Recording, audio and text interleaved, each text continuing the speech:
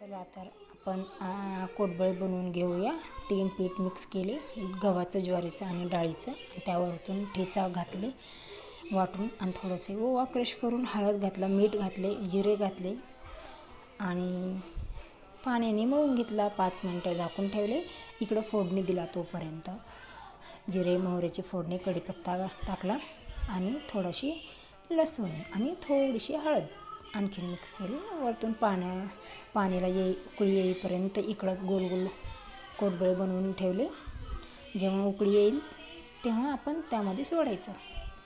तर तुम्ही बघू शकता असे कोडबळे बनवले।